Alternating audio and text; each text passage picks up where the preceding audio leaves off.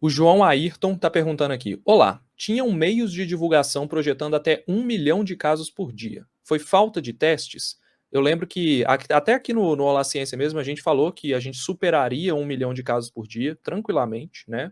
Devido às projeções. E o João está perguntando aqui se o que. A gente não viu 1 milhão de casos por dia sendo registrados. O que aconteceu, né? Acho que quem acompanha mais o quadro aqui sabe que. Deve saber a resposta. O que vocês acham que aconteceu? Foi falta de testes? Foi só falta de testes? Por que a gente não viu 1 milhão de casos sendo registrados por dia, pessoal? O que vocês acham? Enquanto isso, eu vou trazer para vocês aqui o que eu realmente falei e quais são as projeções do momento hoje, para a gente ver o que está acontecendo. Essas aqui são as projeções da Universidade de Washington. Então, a Universidade de Washington ela tem um Instituto de Métricas e Avaliações Epidêmicas e de Saúde lá na Universidade de Washington, e eles fazem essas avaliações para o mundo inteiro.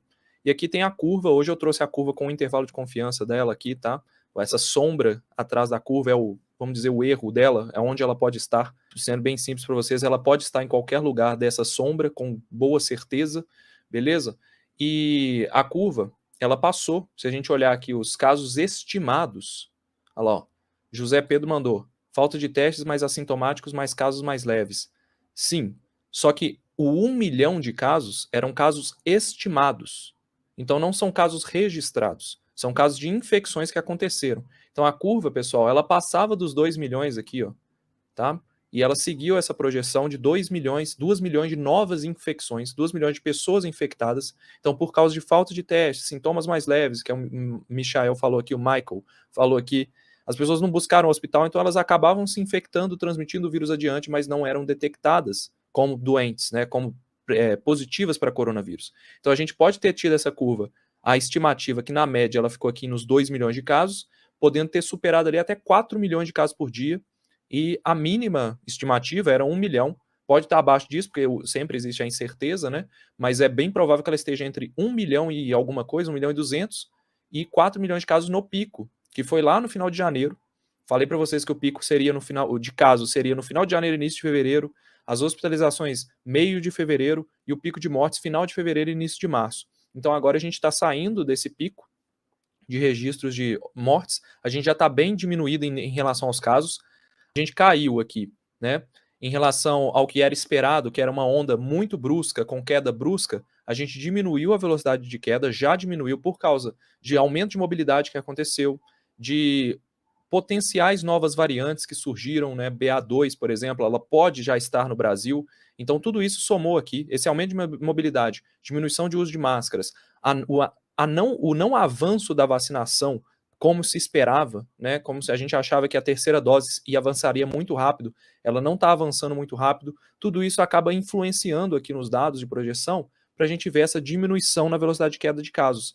Então, em relação a 2021, a gente está com casos estimados muito acima do que foram os picos de 2021. Tá? Então, o número de casos a gente ainda está muito alto, apesar de estar em queda, e essa queda deve se pronunciar. Agora, isso são infecções estimadas.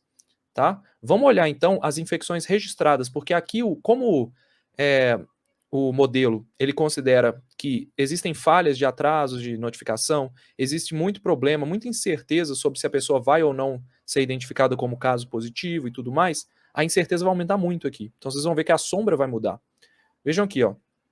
Então nos casos registrados, né, a gente bateu ali próximo de 200 mil casos por dia, que foi o pico, vem caindo, mas eles, com o aumento de mobilidade devido ao carnaval, que é esperado nesse ano, trazendo ali o histórico do ano passado, dos anos anteriores sobre mobilidade, aumento de mobilidade nessa época, a diminuição do uso de máscara, a estagnação da vacinação que a gente está vendo acontecer no Brasil, tudo isso, tá, gera uma incerteza muito grande sobre o que vai acontecer lá na frente. Então, para vocês que me perguntam, o que vai acontecer com o carnaval?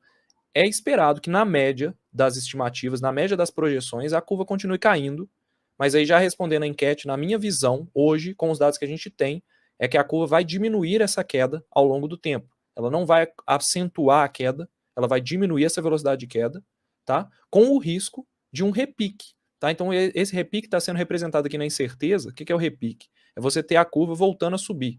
Eu não acho que vai ter uma nova onda, não vejo os dados mostrando uma nova onda, não tem nada hoje mostrando que a gente vai ter uma nova onda, mesmo com o carnaval, tá? Por quê? A gente soma imunidade pela Omicron, que se mostrou, apesar de ser uma imunidade mais fraca, no povo brasileiro que já tinha se infectado muito com Delta, com Gama, somando a vacinação com a primeira e segunda dose, que foi boa no Brasil, essa imunidade somada, essa imunidade híbrida, parece ter resultado numa diminuição dos casos. As pessoas estão, pelo menos por enquanto, nos primeiros meses, estão protegidas de ter uma nova infecção por Ômicron. Se surgir uma nova variante diferente da Ômicron, que não é a BA2 também, que não mostrou perfil de reinfectar quem pegou Ômicron, se surgir uma nova variante, aí a gente pode falar de nova onda. Por enquanto, não. Não tem dado para mostrar isso. Seria exagero falar de nova onda após carnaval.